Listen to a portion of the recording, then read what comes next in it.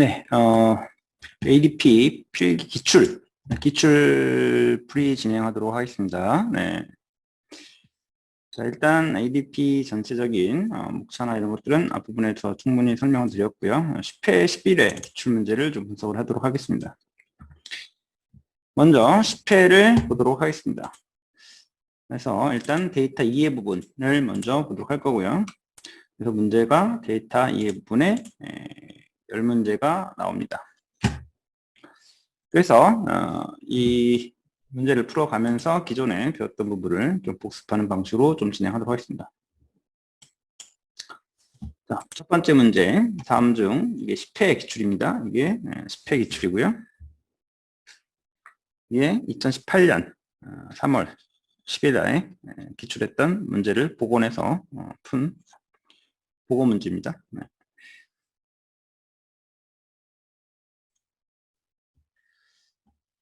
네, 계속해서 1번 문제를 이제 보도록 하겠습니다. 그래서 이제 다음 중 기업의 빅데이터 활용 사례 중 잘못 연결된 곳은, 그래서 빅데이터 활용 사례 부분을 우리가 그때 PPT에서 제가 정리를 해드렸었습니다. 그래서 이 부분 이제 데이터 이해 부분이죠. 네, 데이터 이해 부분, 이 부분을 보도록 하면 됩니다.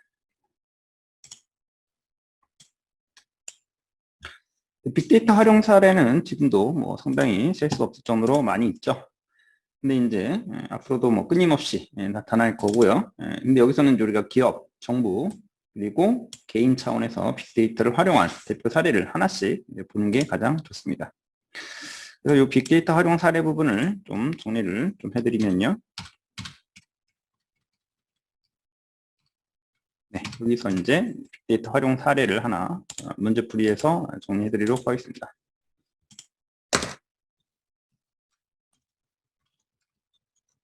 기출 문제풀이죠.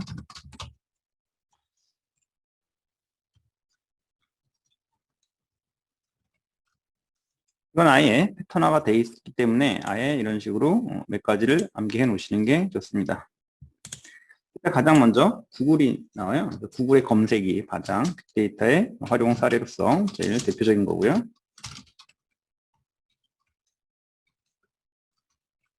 구글은 이제 사용자의 로그 데이터를 활용해서 기존의 어떤 페이지 랭크라는 알고리즘을 혁신했죠. 그래서 꾸준히 다양한 차원의 신호를 추가해서 거기다가 검색 결과를 개선하고 있습니다.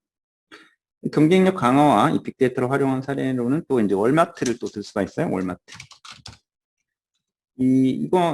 월마트는 고객의 어떤 구매 패턴을 분석해서 상품의 진열에 활용을 했습니다.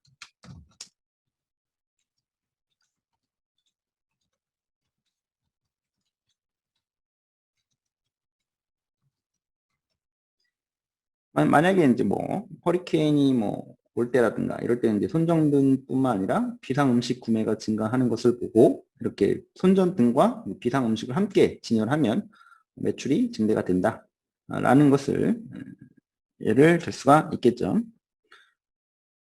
또 이제 생산성이 향상된 사료는 의료 부분의 어떤 개선을 들을 수가 있어요.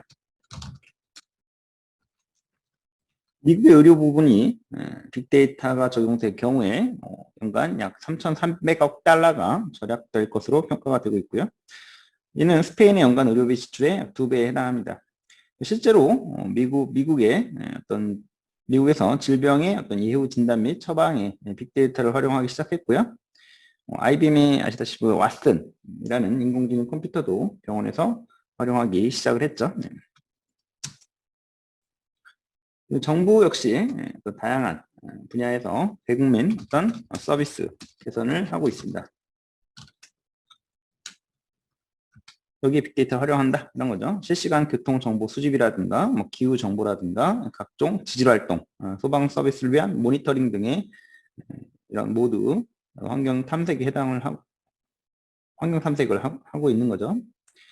그다음에 여러 가지 내셔널 시큐리티 에이전시라는 그 정부기관이 있고요. 거기서 소셜미디어나 CCTV, 통화기록, 문자 통화 내역 등을 모니터링하고 분석 결과를 국가 안전 확보 활동에 활용을 하고 있습니다. 이 밖에도 뭐 미래, 의진, 의료와 교육 개선을 위해 빅데이터를 활용해서 해결책을 모색하고 있고요.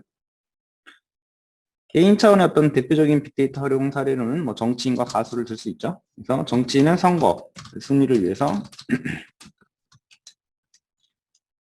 위에 사회 관계망 분석에 활용하고 사회 관계망 분석을 하고 있고요. 그래서 유세 지역을 선정하는 거죠. 해당 지역 유권자에게 영향을 줄 수 있는 내용을 선정해서 효과적인 어떤 선거 활동을 펼칩니다. 가수는 팬들의 어떤 음악 성취, 기록 분석을 통해서 실제 공연에서 부를 노래 순서를 짜는 데도 활용을 하고 있어요.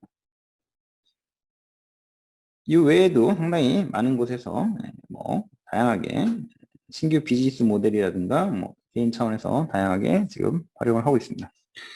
그래서 이걸 이제 풀어보시면 구글 사용자의 로그 데이터를 분석해서 기존의 페이지 랭크 알고리즘을 개선했다.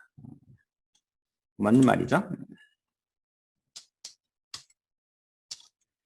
월마트 기존의 고객의 구매 패턴을 분석해서 상품 진열을 바꿨다. 이것도 맞는 말이에요.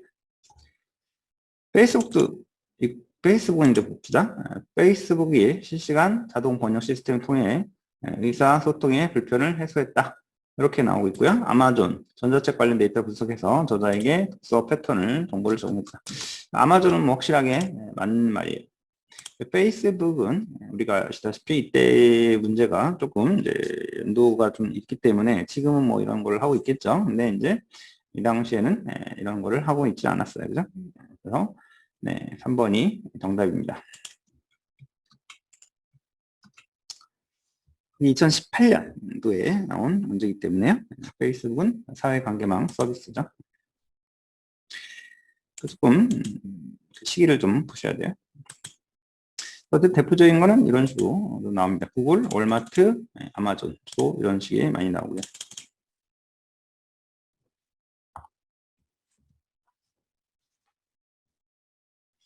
페이스북도 물론 활용을 하지 않은 건 아니죠. 그래서 어떤 그 사회관계망 쪽에 한 거지 번역 쪽은 좀 아닙니다. 지금은 뭐 페이스북도 뭐 다른 뭐 여러 가지 활동들을 하고 있는 걸로 지금 알고 있죠. 그 다음에 이제 빅데이터 위기 요인과 통제 방안을 서로 연결한 것 중 잘못된 것은 이다 하는 거죠. 이 부분도 우리가 기존에 이렇게 연결을 했던 것 같은데요.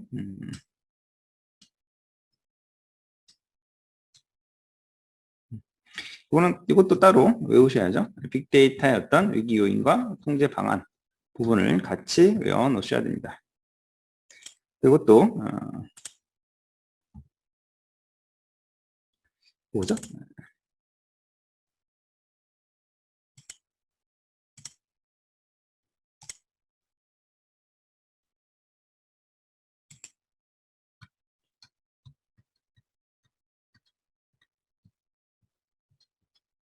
여기 또 활용 사례 정리를 해드렸습니다. 아까도 있지만 여기서 그러니까 여기 부분에서 많이 나와 있죠. 어쨌든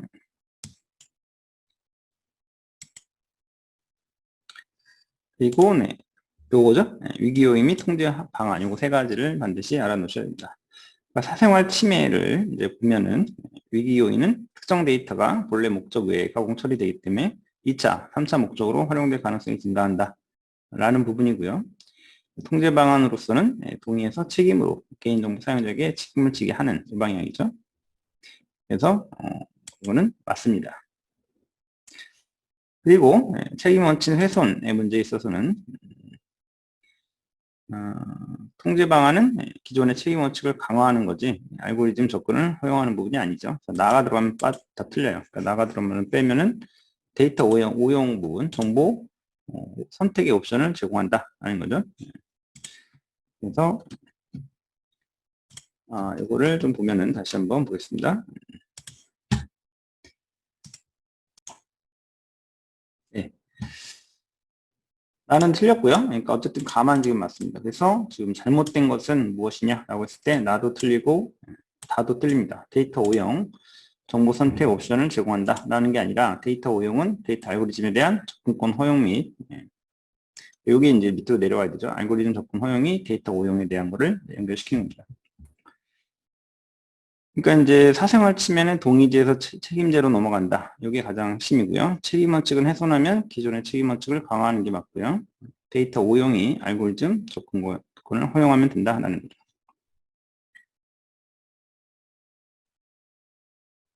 데이터를 잘못 쓸 수 있지 않도록 데이터 알고리즘에 대한 접근권 허용 및 객관적 인증 방안을 검토해야 하는 그런 방안을 해야 됩니다. 그래서 나와 다가 틀렸습니다. 그래서 정답은 4번이 됩니다.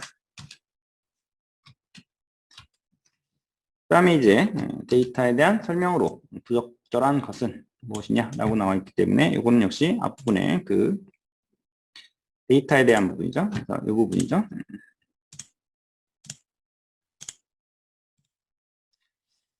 그래서 하나하나씩 보면 데이터는 그 형태에 따라 정성 데이터와 정량 데이터로 구분이 된다 하고 되어 있고요. 그리고 좀 크게 있습니다. 보기 문제 풀고 있습니다.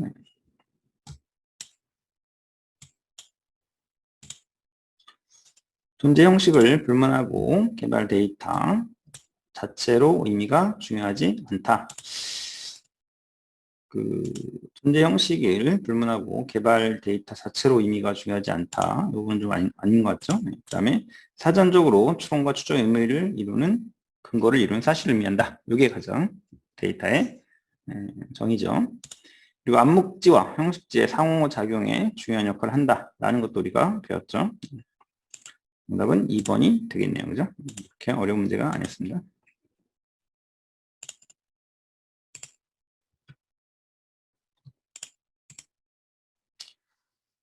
그 다음에 데이터 사이언스와 통계학이 다른 점 중 부적절한 것은 통계학은 모수 기반으로 해서 샘플링해서 추정을 한다 이런 얘기를 했었죠. 그래서 요거죠. 모집단이 있고 모집단의 특징 이거를 찾아내기 위해서 샘플을 뽑아서 요거의 기습 통계를 보고 통계량을 통해서 모집단의 어떤 모수 파라미터를 추정하는 이런 게 통계학이고 데이터 사이언스 부분은 좀 이제 통계를 기반으로 데이터 마이닝과 뭐 이런 AI 이런 것들이 다 포함되는 그런 개념이죠. 데이터 사이언스는 통계학과 달리 통체적 접근법을 쓴다. 그렇죠? 인사이트를 보기 위해서 통체적인 접근법을 사용하죠. 한꺼번에 다 보는 거죠. 정형 및 비정형을 포함한 다양한 유형의 데이터를 분석 대상으로 한다라는 거 맞죠?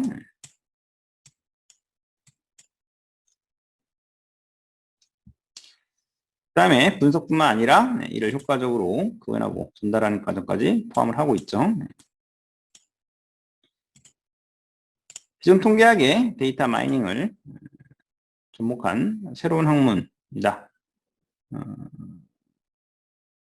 새로운 학문 아니죠. 기존에 우리가 다 있던 그런 내용이죠. 그래서 4번이 정답입니다.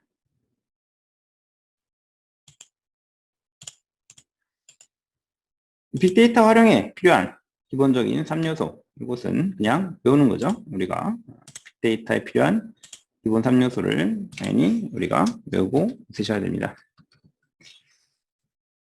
그래서 빅데이터 이해 부분을 보시게 되면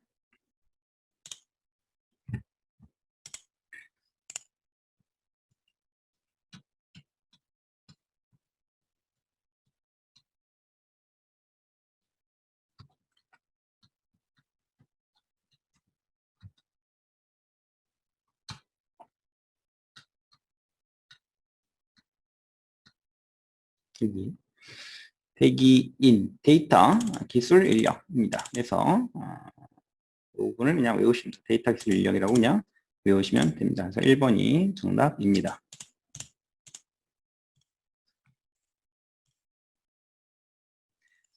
다음에 아래는 특정 산업의 1차원적 분석 사례를 나열한 것이다. 다음 중 특정 산업으로 적절한 것은 요거에 대한 거죠. 트레이딩, 공급, 수요, 예측에 대한 요 산업의 어떤 분석을 하기 위해서는 어떤 산업이 가장 이런 식으로 어떤 분석을 하게 되는 것들은 어떤 산업이냐라는 건데 트레이딩, 그래서 공급, 수요 예측, 그러니까 이제 전기라든가 뭐 에너지들 그죠? 그래서 발전, 수력 발전이라든가 뭐 이런 것들이 공급과 수요가 잘 예측이 돼서 잘 교환이 돼야겠죠. 그래서 트레이딩이죠. 그러니까 에너지죠, 에너지. 이런 부분도 좀 정리를 해 두시면 좋습니다. 네. 그래서 이것도 정리가 되어 있을 겁니다. 산업의 2차원적 분석 것들 보시면 산업에 따라서 이렇게 다 나와 있습니다.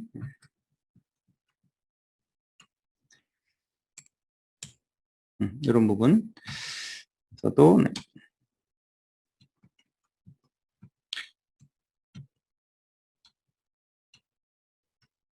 이건 따로 정리가 안 됐네요. 이거를 정리를 한번 기출문제 풀이라고 해서 한번 할까요?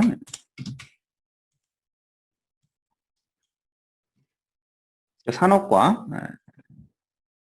연결시키는 그 내용이 있습니다. 네, 1차적인 어떤 분석 애플리케이션 사례라고 해서 있고요. 이대로 시험에 나옵니다. 그래서 이대로 정리를 하시면 돼요. 일단 금융 서비스가 있고요. 산업은 여기에 해당되는 분석 애플리케이션은 신용점수 산정,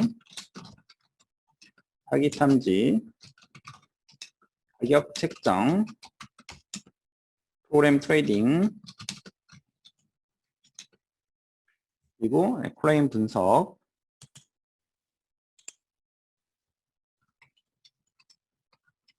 고객 수익성 분석이 있습니다.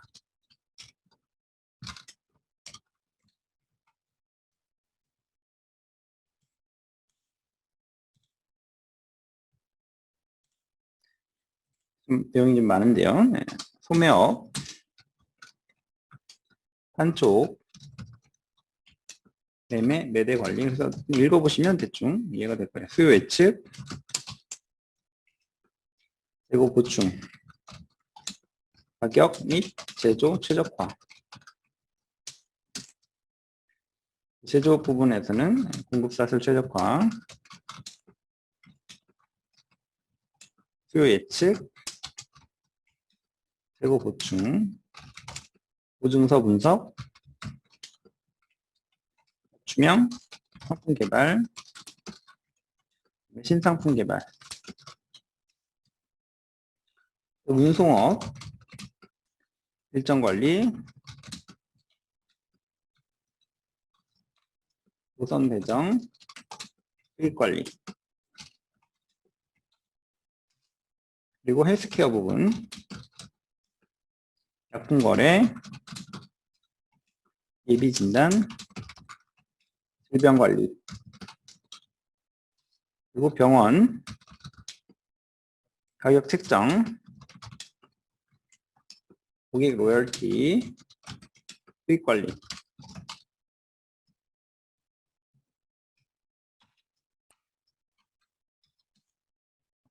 에너지 이제 나온 거죠. 에너지, 트레이딩,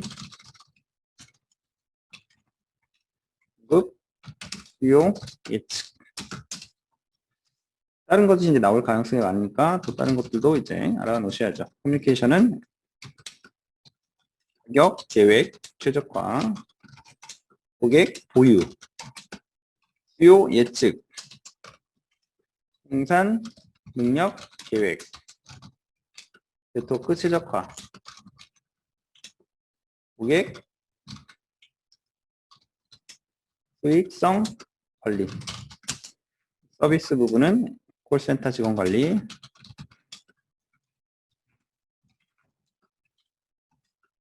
서비스, 수익, 차슬 관리.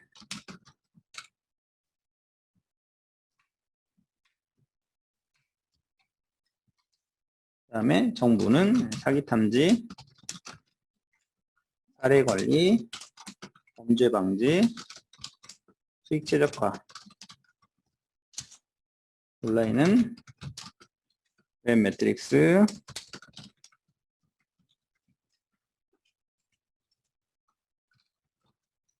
사이트 설계, 고객 추천. 모든 사업에 있어서 이제 성과 관리가 또 애플리케이션, 분석 애플리케이션 사례입니다. 여기까지 하시면 이제 6번까지 풀었는데, 뭐, 일단은 데이터 이해 부분이라도 빨리 풀어보도록 하겠습니다. 다음 중 사회 기반 구조로서 데이터베이스가 구축되어 활용되고 있는 응용 시스템, 그러니까 사회 구조 기반 사례로서, 그러니까 이것도 제가 다뤄줬죠. 그 부분이죠. 사회 기반 구조니까 일단은 CRM은 아니고요. 이거는 교육이죠. NEIS, ERP, 저기 회사, KMS도 회사니까 2번. 여기 사회니까 교육, 그죠? NEIS입니다. 그겁니다. 그 다음에 빅데이터에 대한 설명으로 부적절한 것은 빅데이터 환경에서는 표본조사의 중요성이 더욱 대두되고 있다. 빅데이터는 표본의 어떤 샘플링하는 방식이 아니기 때문에 더욱 대두되고 있지 않죠. 그래서 1번이 정답입니다.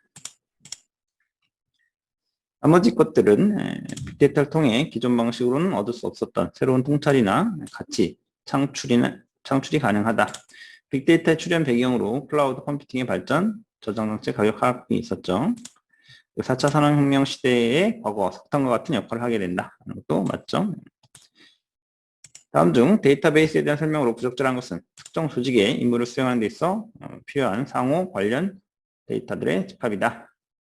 다수 사용자들이 공동으로 이용하고 유지하는 공용 데이터다. 이게 가장 지금 정의로서 맞는 건데 이제 부적절한 것은 봐야 되네요. DBMS는 별도의 소프트웨어죠. 텍스트는 숫자, 그래프 형태의 데이터를 처리하는데 최적화되어 있지는 않죠. 이런 것들은 비정형이라서 비정형 쪽은 따로 또 정형 데이터죠.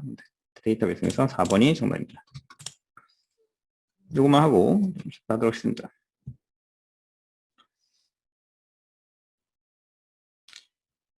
다음 중 설명이 가장 부적절한 것은 과학적 분석 과정은 가정을 근거로 인간의 해석이 필요하게 된다. 그렇죠. 그리고 뛰어난 분석적